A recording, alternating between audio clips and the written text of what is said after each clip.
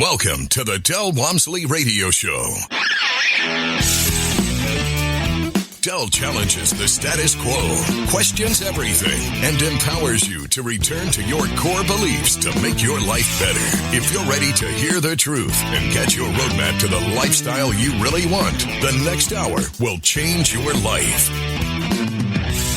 And now, your host, self-made millionaire, national award-winning investor of the year, CEO and founder of Lifestyles Unlimited, Del Walmsley. Welcome to the Del Walmsley Radio Show, where the hype ends and help begins. I'm your host, Del Walmsley, and as always, we're working on your financial freedom. My address, if you want to contact me, is askdel@luinc.com, which stands for Lifestyles Unlimited, Inc. So it's askdel@luinc.com, askdel@luinc.com. We can get your, questions answered for you. Today, my friend, we're going to go to the mailbag again. And it's curious that the emails that I have today, although completely different from one another, all seem to fit around a theme. And the theme, I believe, as I try to craft this into some type of organized conversation, is that if you don't have the peripheral information to be able to look at something like what we do here at Lifestyles as far as investing in real estate, if you don't have the peripheral information, you're not going to be able to understand it or get it. And you have to believe that when we teach this stuff, we're teaching so much information, massive amounts. In fact, people say after coming out of a 2-day seminar, 8 hours each day, that it's like trying to drink water out of a fire hose. It's just impossible to get it all in. There's so much information. And that's just direct information. That doesn't even get into the fact of, what do you think about the world? How do you see the world? And as I go through and I try to answer questions, I'm always trying to be mindful that some people have no idea what they're talking about and that their questions are based on false beliefs about the world. Or maybe they're commonly held beliefs about the world that just aren't true. And so it's very difficult to not insult people when you're answering questions where the question doesn't make any sense. Now, you can be like the Democrats and just scream and yell. I see Biden do this all the time on TV. Whenever somebody asks him a question, he can't answer because it presumes the world to be a different way than he wants to presume the world is. He just gets mad and he yells and he barks back at the people and stuff. And I think that's probably the most common way to answer a question you don't like the premise of. Myself, I basically believe that what you do is you just call question to the premise, that the premise is wrong. And if you can call question to the premise and say, hey, look, you've got a question here that's based on a premise that isn't true, then you can go back and try to answer the question based on a corrected premise.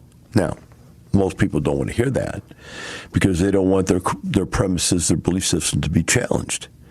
And so that's how you end up getting people irritated and get people mad at you, is because you're basing your point on a premise that they don't like. So I've got a bunch of emails here today, and I'll just we'll go through them and see what we can pick out of them. Like always, I read emails one sentence at a time, one paragraph at a time, whatever I got to do to pull it apart to make a point, because the points are in the details of the question, the details of the email. They're not in just the general question. The question is never the most interesting point of an email. So the first one says, hello, I've always listened to your show, and now I will do that soon. Now think about that statement right there. Whoever wrote this to me, I'm reading it back to you directly as you wrote it to me. And think of the premise behind that statement. Hello, I've always listened to your show, period. And I know I will do that soon, period. But family. Now, those are incoherent statements right there. I think what they mean is I've listened to your show and I want to do what you're talking about, but I can't because my family won't let me. I think that's what they're saying. But I just want you to understand that as I work through communication with other people, Some of the thought processes that these people go through, you can't follow, okay? Goes on and says, I have a property shared with my sister. I need help on deciding either to take a loan to build on the backyard of the property or to purchase another property. I have seen, parentheses, always travel around the Bay Area, parentheses, properties here are so expensive. Okay, now let's take that sentence and tear it apart. He owns a property with his sister. I don't know what nationality you are. I don't know what religion you are. I don't know anything about you. But where I come from and what my experience says is I would never buy a property with my sister. Why would I own something with my sister? What is the benefit of owning with your sister? Now, I've seen it happen to people that they get into business with a family member because a parent leaves a piece of property to one or two or more children, tenants in common, meaning that everybody owns the property, meaning that nobody can do anything with the property unless everybody else agrees, meaning the lowest common denominator of the human being in that group, of a human being in that group, is going to be the person who makes a decision because they have the power to say no. This is an absolutely terrible way to own anything. And I specifically wouldn't own it with a sister or a brother. Why would you own something with a family member? I could see owning it with your husband or wife. I could see owning it with your kid. But why a brother or sister? That's completely different family. Now, those of you from different nationalities and different religions, it's not everything that's yours is your brother's, is your sister's. I get that, but that's you. But I've seen it time and time and time again where family members have destroyed anything. I got an email the other day from a guy who was so unbelievable I had to have him tell me the story. I'm not going to tell you his name. I'm not going to tell you what the email he sent me. I'm just going to tell you the story. The story is he let his brother come over from another country and stay with him. His brother stayed with him for a while and went back and forth between countries so that he wouldn't lose his citizenship. And then he decided he was going to buy a new house, a rent house, and he bought a rent house. And he let his brother, or don't know if it's even his brother, he wouldn't even say if it was he insinuated it was a family member or a very close friend. But he let them stay in the rent house. And then he got in a fight with his wife, because his wife and him didn't get along. So they went through a divorce, and he tried to cheat his wife out of not getting the property by giving the property over to his brother. Again, I said brother. I don't even know if it's a brother. I'm sorry. I keep saying that. In my brain, it's a brother, right? And by doing that, he's thinking, okay, it's not in my name now, so my wife can't get to it. So here he is trying to keep himself from losing something by cheating somebody, okay? So what happens? This person puts a giant lien on the property so that there's no value to it. In other words, the lien is higher than the value of the property. So the thing just passes right out of divorce and he doesn't lose it until he figures out later that the guy and him, whoever this is, the guy is, got in a fight. He said the guy started the fight, so he had an excuse in his mind to take advantage of him. And then what he did was he sued him for the property, saying it was his, and he took it away from him because there was a lien against it. So now he has this house. The guy's lost his wife. He's lost half of whatever else he owns in the world. And now he lost this paid in full, pretty expensive home. These things happen all the time. I'm not even trying to make a point out of that guy's life. I mean, that's just so messed up. It's pitiful. But it's the people closest to you that are going to rip you off. It's not the outside world. This is people getting ripped off by those closest friends and family. That's why I would never go into business with a brother or sister. I dated a girl one time. She had like 5 siblings. Parents died and left them a house. And they fought over this house. One of them wanted to live in it and lived there for free. The others were all supposed to pay taxes, but they wouldn't. So the one that was smart paid the taxes so they wouldn't lose the house. They wanted to rent it out, but they wouldn't. The others wouldn't let it be rented out, and they wanted to sell it. They wanted to sell it so they could get the money and split the money, and one of them wouldn't do it because he wanted to live there. Another one didn't want to get rid of the house because it was Dad's house and it was so emotionally attached to it. So the house sat there and rotted away. No one maintained it. No one cared. No money was made off of it. The father destroyed his asset by leaving it to all his kids. My friends, don't go into business with your brothers and sisters. It never works. We'll be right back with the Del Walmsley Radio Show.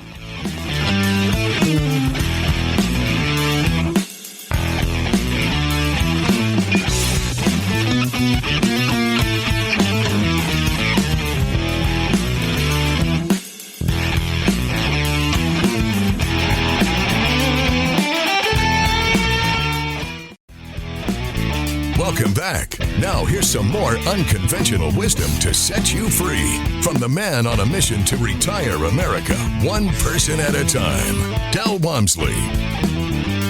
Welcome back to Del Walmsley Radio Show. Today I'm going through the mailbag, and I just tore apart a paragraph or two here from an email of a gentleman who's asking me a question. I didn't answer his question, by the way, so I'm going to go back and try to answer his question. His question is basically, he and his sister own a piece of real estate in California.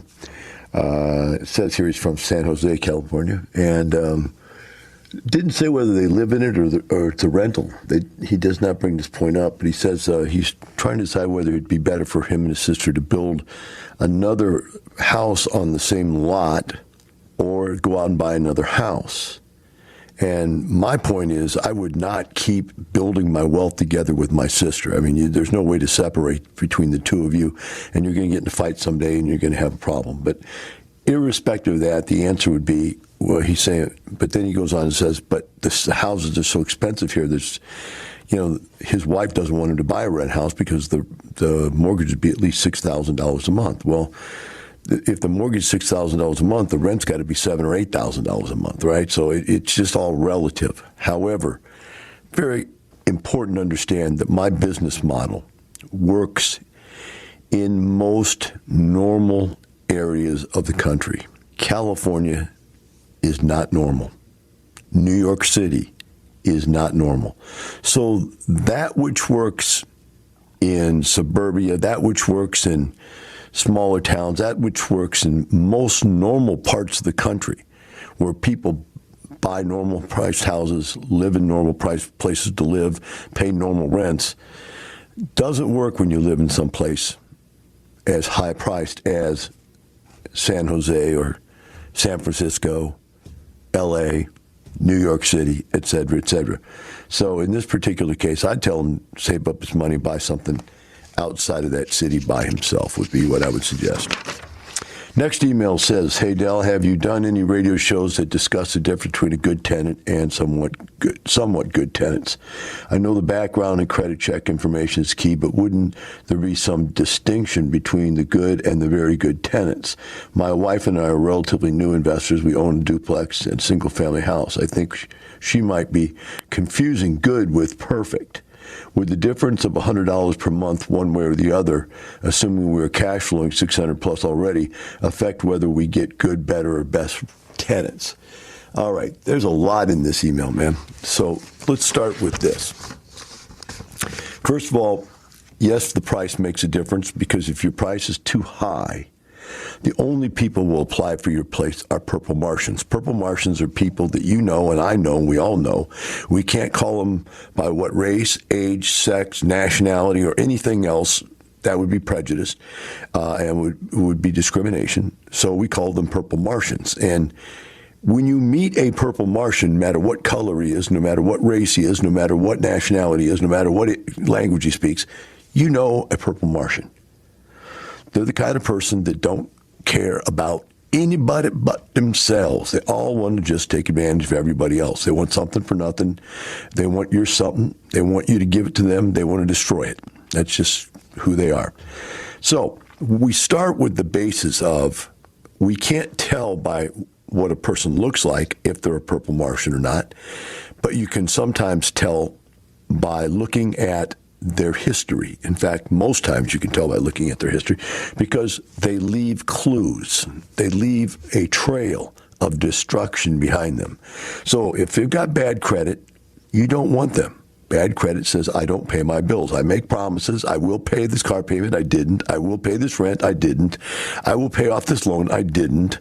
They just don't do what they say they're going to do. So the bottom line is they got bad credit. You don't want to rent to them. Secondly, if they've got broken leases, It's typical. There's a thing called bad landlord's disease. Bad landlord is when everybody tells you, oh, I had to get out of there because the landlord was terrible. Well, that's bad landlord disease, and guess what? It's contagious. The next thing they'll do is break out of your lease and tell everybody the next place they go that you were bad. Don't take people with broken leases, okay?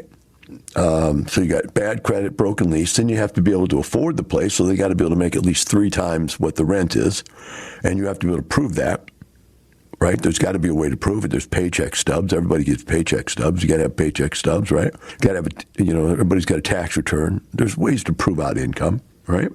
Bank statements. There's all kinds of ways to prove out income, and you might need 2 or 3 of them tied together to actually prove it out. Okay. Now let's say that your tenants pass all those things. Okay. Now you're at a next level, and the next level is people are people. So some people are dirty and some people are clean. You go, is there a difference between a good renter and a great tenant? Yes, a great tenant is clean. A great tenant doesn't break things. A good tenant, though, pays the rent and lives like just every normal person out there in the world, get things dirty, break things. I'm a clean freak, and I've lived in completely spotless type lifestyles. And then I've not, because I've lived with people that have had pets. I've lived with people that were not clean freaks. And you can't live your life cleaning up after non-clean freak people. It just doesn't work. You can't live your life keeping a place spotless if you have, like we have, 3 dogs and 5 cats. It's just not going to happen. So I've gotten over myself of living a perfectly clean life, realizing I own the home, I mess it up, I got to pay to fix it, et cetera, et cetera, et cetera. But as a tenant, they don't own the home, you do. And so you got to look at that situation and say, am I getting enough of a security deposit to protect myself from whatever damages they may do? And am I inspecting the house, at least once a year to see if they've done any damages, and if so, charging them for those damages before I let them have another year on the lease, et cetera. But other than that, you really can't tell a great tenant until you've had one. And at the end of all that, then boom. Now, if you could, by lowering the rent another $100, find a way to prove out the difference between a good tenant and a great tenant, it probably would be worth it, but there's no way. Because like I said, you can prove out a bad tenant from a good tenant, but you can't prove out a good tenant from a great tenant because you'd have to look inside. In fact, the only way I've ever heard it explained was somebody told me one time that they go and they look at where they used to live. Now, that's pretty aggressive right there. Another person told me they look at their car. Now, that one's might be relative. If you got if they got a perfectly spotless car, then probably a perfectly spotless person. But other than that, do your checks and don't discriminate. Okay. Next one says, all the passive income from rental properties is tax-free, says Dell repeatedly.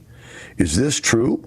Some passive income is tax-deferred due to depreciation, but all this will be taxed when the property is sold. Saying the income is tax-free is repeated by his underlings, too. So here's a person complaining. Let's see what his name is. Okay. Here's a person complaining. And this is an interesting point. In life, when you can't figure out how to do something, and this do something is get rich, this guy can't figure out how to get rich, and he can't figure out how to pay low taxes. So in his mind, it's all got to be a scam. When we come back, I'll take a very good period of time to explain to you why it's not. We'll be right back with the Del Walmsley Radio Show.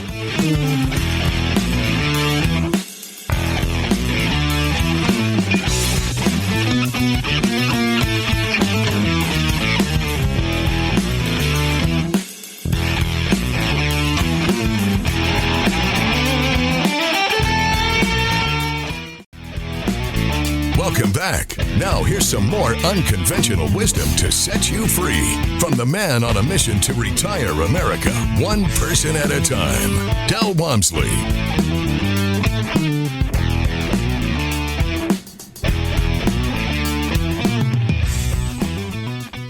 Welcome back to Del Walmsley Radio Show. Today we're doing emails, and we had one here that before we went to break, I read, it said all passive income from rental properties is tax-free, says Del Walmsley. Is this true? Goes on and says passive income is tax deferred due to depreciation, but all this will be taxed when the property is sold. Saying income is tax-free repeatedly by the underlings is also being said.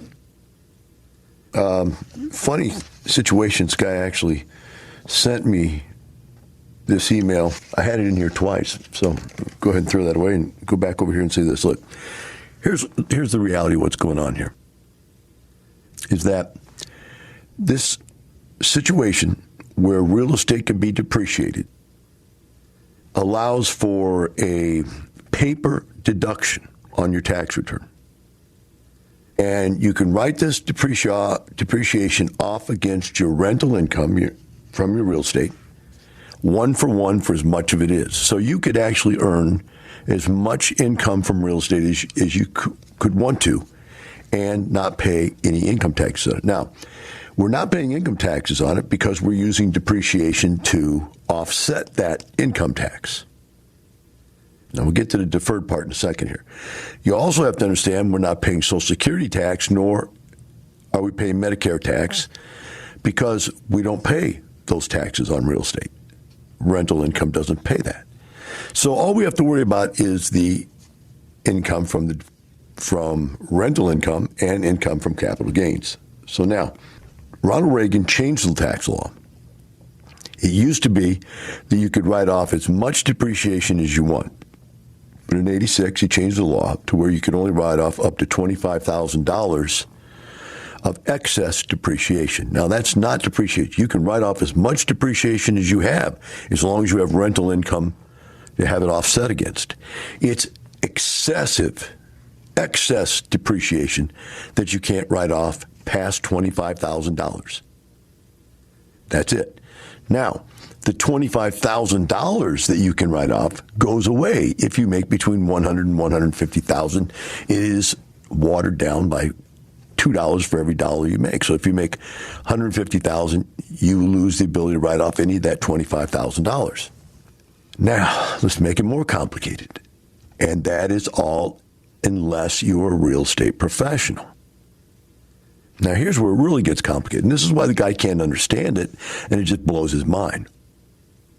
If you are a real estate professional, you're basically saying you work in the business of real estate. And to qualify for that, you have to earn at least half of your income from real estate investing.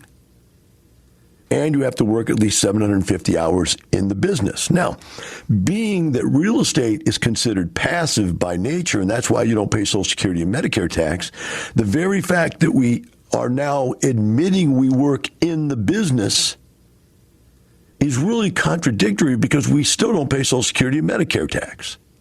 But we're working in and on our business of real estate, at least 750 hours a year. But if we do qualify as a real estate professional, then we can write off all the depreciation we have, no matter how excess it is, against all of our income buckets.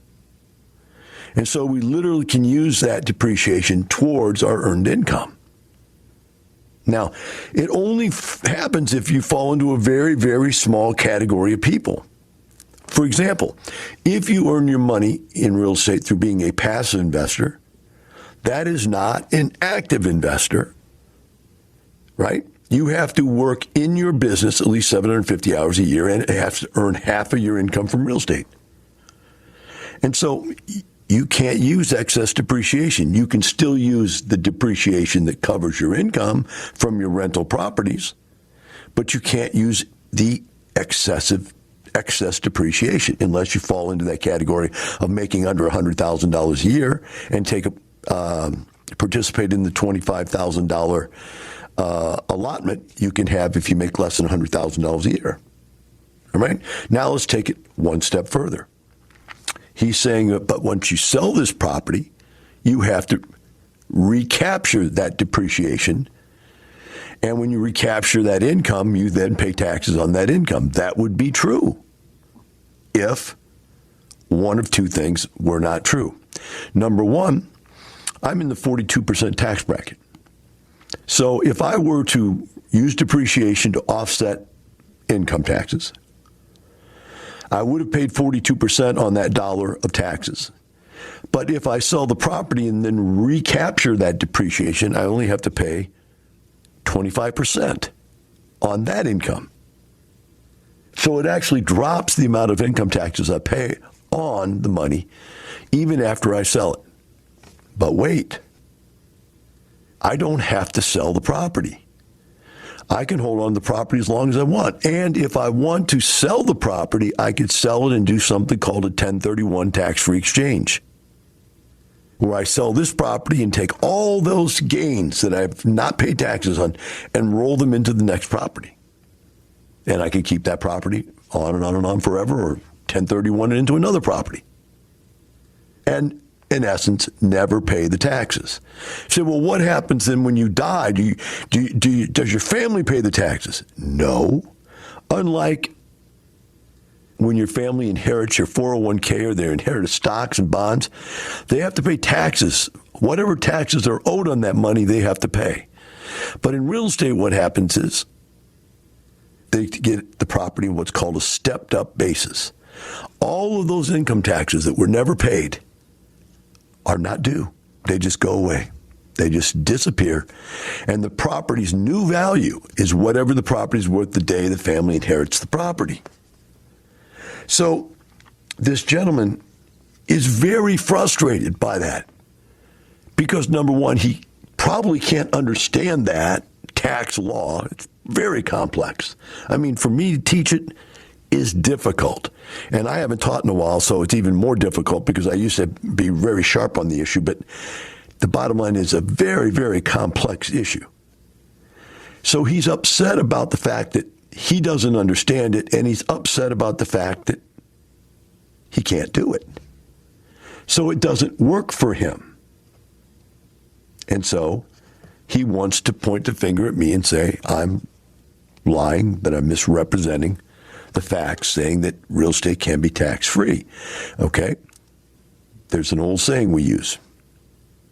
It's called the 3 Ds to not paying income taxes on real estate income. Defer, defer, and die. Don't pay it. Roll it forward, roll it forward, roll it forward, die. And those taxes never get paid. So, my friend, I know that makes you very upset, but just the way it is. Let's see if we got a short one here coming in on a break. Next one is, reportedly LUI has about 50,000 members. You mentioned the fastest way to retire is by being a lead. The slowest way is via passive approach. What percentage of the 50,000 members actually retire in 2 to 5 years as passives? Truly believe that success in LUI as a passive is mainly based on how much money you have to begin with.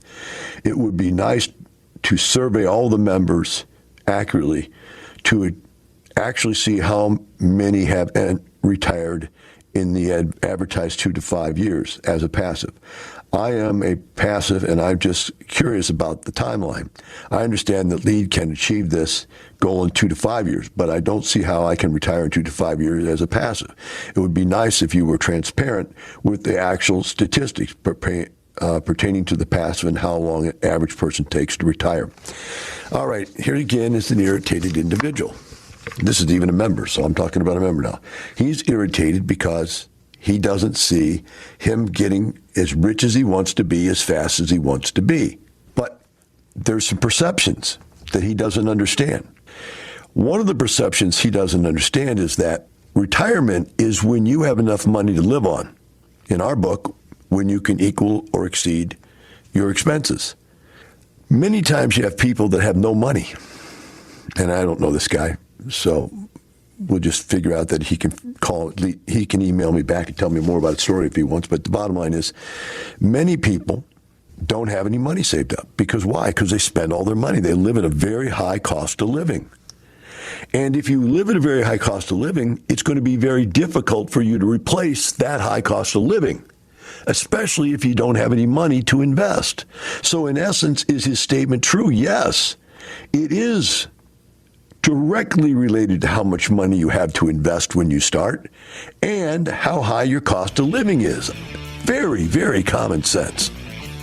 We'll talk more about it when we come back to the Del Walmsley Radio Show.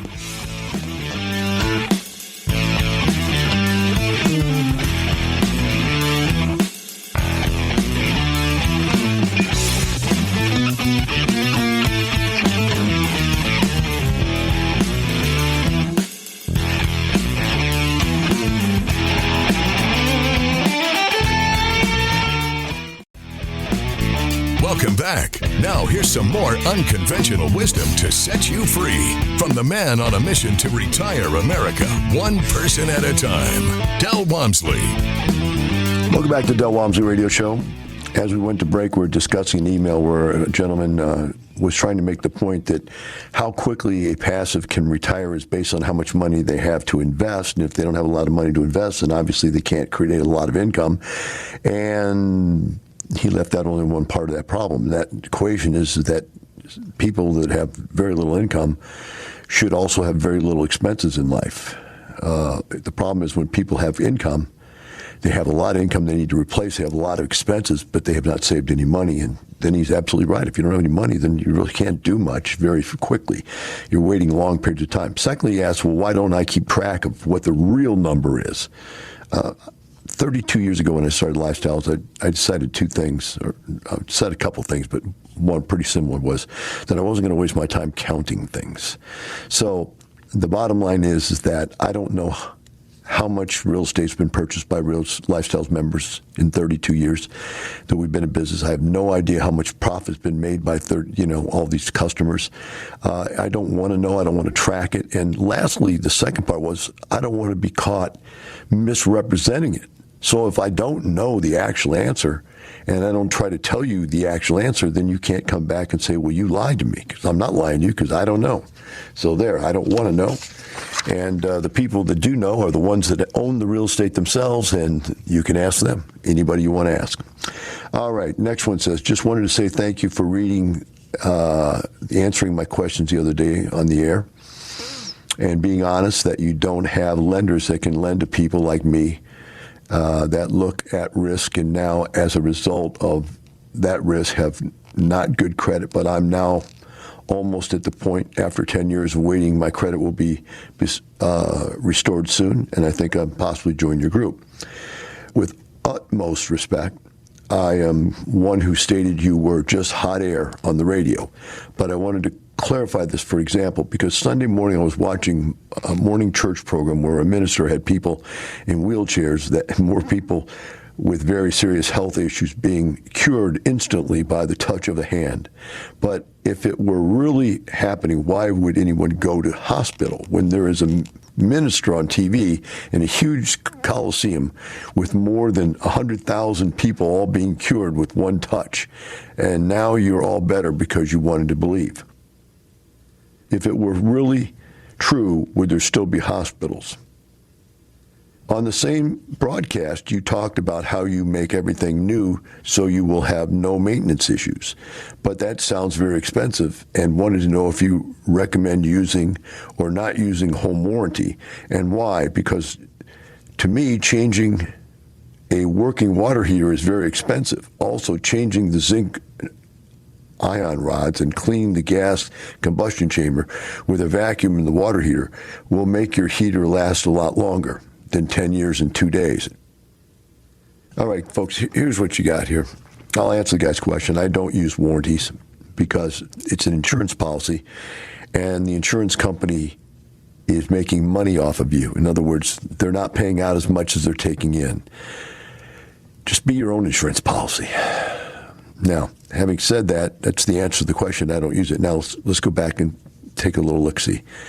This gentleman's all about getting in there and cleaning his own water heaters, and he's worried about what a water heater costs because they're expensive. And all that just goes to show that this person has a middle-class to low-class attitude about life. In other words, he's stepping over dollars to pick up pennies. I don't worry about water heaters, right? I worry about buying my next house so I make more money, or buying my next apartment building so I make more money, or buying my next grocery store so I make more money. I'm all about making more money and letting the money pay for the maintenance and the repair, not me doing it. If I would have continued to do that, there's no way I could have got up to over 100 houses. Wouldn't have happened. I couldn't maintain all the houses. When I first started, I tinkered with them. I took care of them. I maintained them myself, and I kind of found some joy in that. Being handy and excuse to buy tools and gave me something to do when I didn't have, I quit my job. But man, that got old really quick. And so you can just see this guy is stuck in that low-class mentality. And he's thinking in the low-class mentality, right? Now, he says fixing everything is too expensive. We build all that into the property. When we buy a property, we buy it at a cost that's low enough that we can rebuild everything that needs to be redone. Make everything new again so that it won't break for about 10 years. But we fix all that, and we make it nice. Best product, best price. And he can't see that because he's looking at it from buying a house himself, putting 20% down, and then putting another 10 or 20 or 30% in, $20,000 or $30,000 in rehab. We're buying a $200,000 house for $150,000. We're doing $30,000 in rehab, and when we're all done, we own it for $180,000, and it's worth $200,000. We've made $20,000. It didn't cost us a lot to remodel a house. It cost us nothing. The house paid for remodeling itself. And if you don't get that, then you don't get what we're doing. And one of the things I find is really difficult, I used to get really upset about this and make a big point out of it, but nowadays I'm just too old to care that hard anymore about people believing I'm right or wrong. It just doesn't matter. But the thing is that people don't want to listen. What they want to do is take 2 words out of your sentence and 2 words out of somebody else's sentence and 2 words out of somebody else's sentence and take all these different ideas they've accumulated from all these people that don't know squat about what they're doing, throw them in on top of your ideas, my ideas, and then want to know why they don't work.